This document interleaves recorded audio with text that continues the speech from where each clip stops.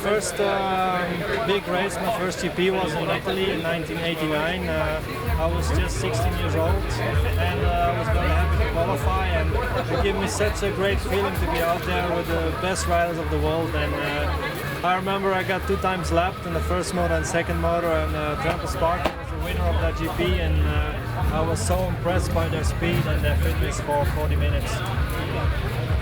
Now, what team did you have your very first factory ride? Well, my first factory team was with Team Sylvain Geboors, Suzuki. I rode there for 5 years, and Sylvain took really good care of me. He gave me the chance to develop in a very fast way. That was my first professional year, and I was already on the factory team. And within 3 years, I won my first title in 1991 together with Sylvain and his team. And I have some very good memories there because Sylvain had a history with my dad. He used to be the mechanic and the manager for my dad when he was racing, and they also raced together. So there's quite a big history between the Everts family and the Geboors family. Now, what team did you ride for after that? After 5 years Suzuki, I was looking for a new challenge, and I went to Kawasaki, Jan de Groot team. I managed to bring a few people together with because Jan, he was working for Honda before, and I was talking to Kawasaki, Alec Wright in England, and I said I only want to work with Jan de Groot and my mechanic Harry Knowlton, and we got the team together, and the first year was a bit difficult, but I managed to win the first ever motocross title for Kawasaki in 1995. It was my second title in the 250 class, and it was a difficult one for me, and it was very big. It was very emotional for me. I was trying for many years to win the second title, and I was really happy to do it with Jan de Groot. He was a very loving, careful person. He was a very soft man, and I had some good memories with him. So I think you just said it, but was that your favorite memory of that era, that team? Yeah, I had some great moments with Jan, and first of all to bring that team together, and then to manage to win that first title for Kawasaki together with Jan de Groot was very, very nice. Now, what team did you move on to after Kawasaki? After that, I moved to Honda. I raced for 1 year for the WJ team in England, and I managed to win my third title there. It was a quite difficult year. We had quite many problems with the bike. Certain things didn't run that good inside the team, but I still managed to win the year, to win the title. Then I moved to a private team with Dave Grant. We made our own team with Honda. We had the support from factory bikes back in 97 and 98 and 99. 97 I dominated for most of the year, and I managed to win 9 GPs.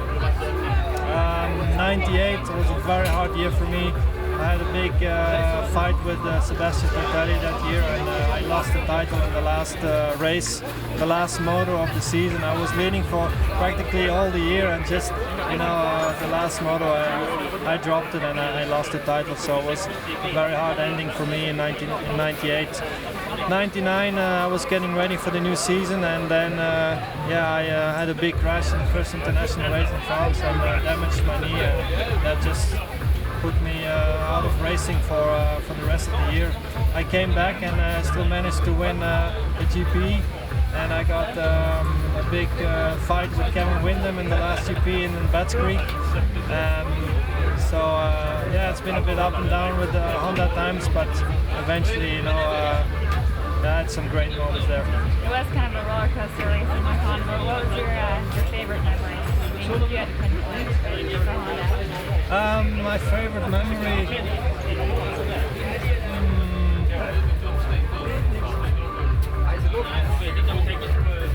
I think 96 was for me a quite big year. Like I said before, I was struggling for a lot of the time with DNFs and some problems internal the team, and at one point I was 71 points behind Marnik Berwitz, and I still managed to come back and win the title. So this was, I think, one of the best moments with Honda I've had. Well, after Honda, after that long run with Honda, what team did you move on to next? I moved to Husqvarna in 2000. It was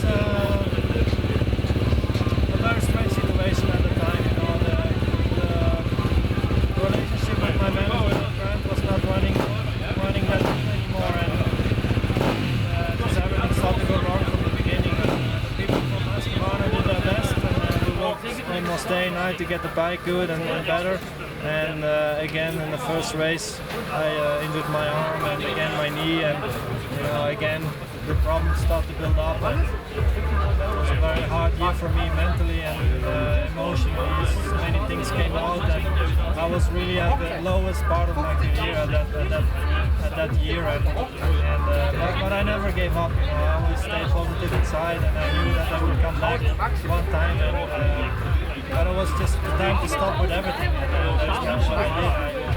I stopped with my manager, I stopped with the team. I just wanted to get a complete new start in 2001. That's the year I moved to Yamaha for Team Rinaldi. You did have a really tough year with Husqvarna, but is there anything at that year that maybe that you can bring out positive, anything? For me, what was positive in 2001 was the people from Husqvarna, the effort they put in, and they just tried their best to make everything working, and just didn't work out. So I really felt sorry for the people that just went all that wrong, and although they've done their best, and for me, just respect for the people, I think. Yeah. So then you moved to Yamaha, and how long were you with them after that? Yeah, when I moved to Yamaha, this was like a gift, that this was a new start for me to go somewhere else. And I still had my sponsors backing me up, and Yamaha gave me the chance. They gave me the bike and show what I could do on the bike, and that was with Team Rinaldi, and they took very good care of me for 6 years, and I won 6 titles in a row. I won 2001 and 2 the 500 title, and then it was the mxgp in 2003, and then 04, 5 and 6 I won the MX1 title. There was one special year in 2003 when I started to combine 2 classes, so I raced MX2 and MX1, and I started to win both classes from the first race on. I moved, and on the last race of the season I was already world champion in MX1. I did all 3 classes, MX1, 2 and 3, and I won all 3, so this was the greatest day of my career. That has to feel good. You walk up to a track and you're the king of that track. That day I was definitely king. What to say about it? Now some people say you're the greatest of all time. How does that feel when you hear that? You're the greatest MXGP racer. It's a very nice compliment to hear that. I've worked so hard, and I had always so big goals in front of me, and no matter what, I had to achieve those goals. And I've been working hard for it.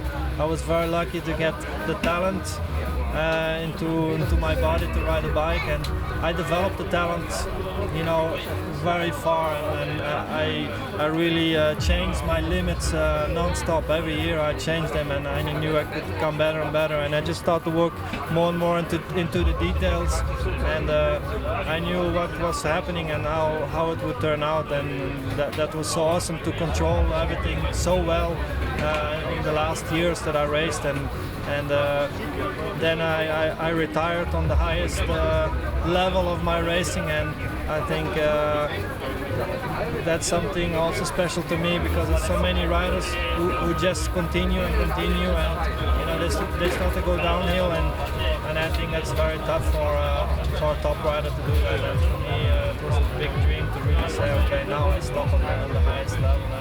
And Motocross of Nations are mentally based, and I think many people still remember that day, and that was the way to walk away from motocross for me. That was it. You said I'm the best, and see you later. Yeah, that was a great race, and it's a good way to go out. Yeah, it was also nice to eventually race one time against James Stewart, and it was a good day for me, and not so good for him. They won as a team, but individual for me this day was more important than to win with the team. Do you miss it? I do miss it, yeah. I have some moments that I really miss it, and I know that I still can go out there and race with the guys and maybe still win. But it's a point I've made a point, and I have to stick with that. And I have enough reasons made for myself that I shouldn't race anymore. And every time I want to go, then it's like, yes, but I've decided all those those reasons, I convinced myself that I don't have to race anymore. Yeah. How often do you pull your motorcycle out and just ride for fun? Do you ever ride for fun? Oh yes, every week. Every week. Every week. Do you take your guys out and show them what's up? Sometimes, yeah. Sometimes I can't keep up, but sometimes I still show them where they have to ride. Yeah, that must feel good. That's fun, yeah. So tell us what you're doing right now. At the moment, Team KTM. I'm working for a team, Red Bull KTM, the factory team. I'm a team manager and I'm mostly coordinating the riders. During the week, try to help out with their planning and to be there on the races and support them mentally. When there are some problems, try to help solve the problems, try to give them advices, and also a little bit to the future with KTM. Try to work on strategy, where we want to go, what our goals are, and which riders we should take in the team. Also, I'm riding or testing for them. We are developing new bikes, and so that keeps me very, very busy. I'm enjoying the work, and to see the great results this year with Tyler and Tommy, it's of course for me a big pleasure, and it looks like that we are working in the right direction. And how often do they come to you for advice? Because you're like kind of like a father figure here. You've done it. If there's anyone here that they need to come to advice for, they have you. Well, it's sometimes they come and speak, but we see each other quite often. Tommy is living in England, so I don't see him that often. But yeah, all the GPs we see each other and international races. And as for Max and Tyler and Rui, I see them more often. I go with them practicing in the week, so we talk during the week, and when they have a problem, they just call me and ask me. So, but it's not like we are full-time talking, and everything takes time to understand, and you can't change things in 2 weeks' time. So also, when I started to do this job with KTM, for me the ambition was for 3 years. In 3 years' time, you can say, okay, we change something. It's not just in 1 year time that you can change many things. So will you be here next year? Will you be helping out? Definitely, I'm still here. I still have 1 year contract, and it's also not my ambition to go to other teams. I'm trying to build something up here with KTM, and I would like to do it as long as possible. And like I said, I'm quite much enjoying it. It's going in the right direction, and the next step is to be also strong in MX1. Now we are very strong in MX2. We are racing for the title, and next year I really want to step it up in the MX1, and I think we will do it for sure. I believe in that. Now Tommy's going to be in the US next year. Do you have any advice for him? It's very sad to see Tommy leave to America. He's a great kid, and he's still very young, and it's so nice to watch him, and he's so talented, and yeah, his advice, to stay healthy. I see a lot of guys getting injured in America, and I think this is the most important thing for Tommy. What I can tell him is to try to stay healthy and keep the bike on 2 wheels. He is very young. Do you think he's ready? For me, I would like to see him 1 more year and have 1 more year experience. Mitch Payton told me, if he should come there, he should have one world title in his pocket. And I mean, he's still racing for the title at this moment, so nothing is decided yet. But it would help him a lot to have 1 title in the pocket and go to America. We'll see. Yeah. He did have a good manager. Good advice from you, so. Well, yes. We'll wish him luck. Huh? Yes, for sure. I wish him luck, and he's still on the KTM team, and he's still on our side. So, we lose him in a way, but not completely. Right, and he might come back. Who knows? Yeah.